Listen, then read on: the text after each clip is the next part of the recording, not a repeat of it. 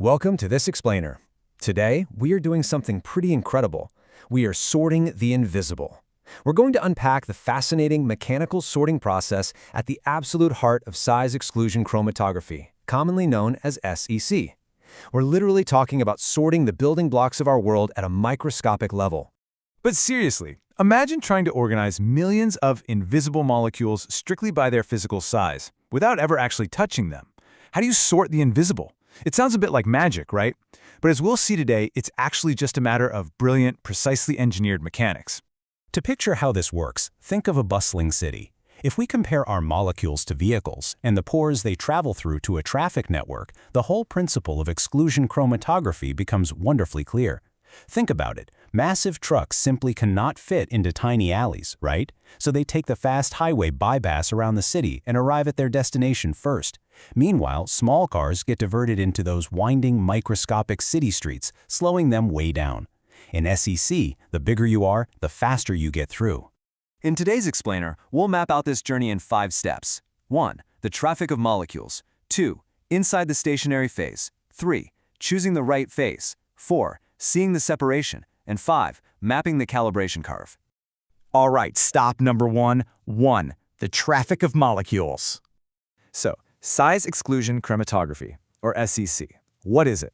Fundamentally, it's a method of separation based on the differing degrees of penetration of sample molecules into the pores of what we call a stationary phase. Going back to our analogy, those twisting city streets are the pores of this stationary phase, and the molecules are the vehicles trying to pass through the column. This phase stays put while a fluid washes the molecules right through it. Which brings us to section 2. Inside the stationary phase. Let's zoom way in and look at the physical materials making up this microscopic traffic network. These analytical columns are packed with microscopic beads called gels. They're usually reticulated organic polymers, like styrene divinylbenzene copolymers, or minerals like hydroxylated silica. And these beads are incredibly tiny, just 5 to 10 micrometers in diameter. A standard column holding them is about 30 centimeters long with an internal diameter of 7.2 millimeters. But here's the crazy part. They have to be exceptionally tough. They withstand a massive pressure drop across the column and can handle temperatures around 100 degrees Celsius, so we can test them under all sorts of intense conditions. And inside those already tiny beads are the pores themselves. To give you a real sense of scale, the absolute maximum size of these pores is around 500 nanometers wide, and they can go all the way down to just 4 nanometers. It's a literal microscopic obstacle course, and these sizes are specifically varied during fabrication to match exactly what we are trying to separate. Moving on to section 3. Choosing the right phase. You know, molecules have wildly different chemical personalities. Because of that, we need different types of column neighborhoods to sort them efficiently. We divide these environments into 2 main categories: hydrophilic and lipophilic.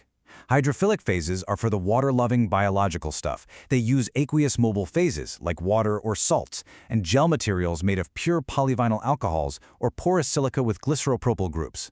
This is what you use to separate biological polymers, like polysaccharides and proteins. On the flip side, we have lipophilic phases for synthetic molecules. These use organic solvents like tetrahydrofuran or chloroform, running through gels typically made of styrene divinylbenzene.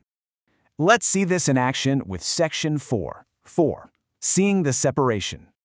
Check this out. This is a real look at small molecular weight organic compounds separating cleanly in a lipophilic phase. You can actually see the different molecules finding their lanes, from the larger saturated linear hydrocarbons all the way down to the smaller phthalic diesters. This beautiful separation is happening because the stationary phase in this specific example was tailored with distinctly small pores, just 5 nanometers wide, which is absolutely perfect for catching and sorting these tiny molecules. And the liquid pushing all this traffic along? In that separation, it's tetrahydrofuran, or THF.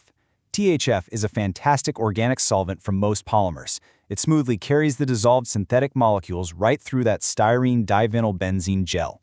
The solvent flushes everything through, but the microscopic pores do all the actual sorting based entirely on size. Finally, section 5. Mapping the calibration curve. Okay, so we've sorted them, but how do we translate those elution volumes into actual molecular masses? We need a map. Before testing an unknown sample, every single stationary phase has to be characterized using isomolecular standards. These are molecules where we already know their precise mass, like polystyrene dissolved in THF for lipophilic columns, or polyolans and polyethylene glycols in water for hydrophilic ones.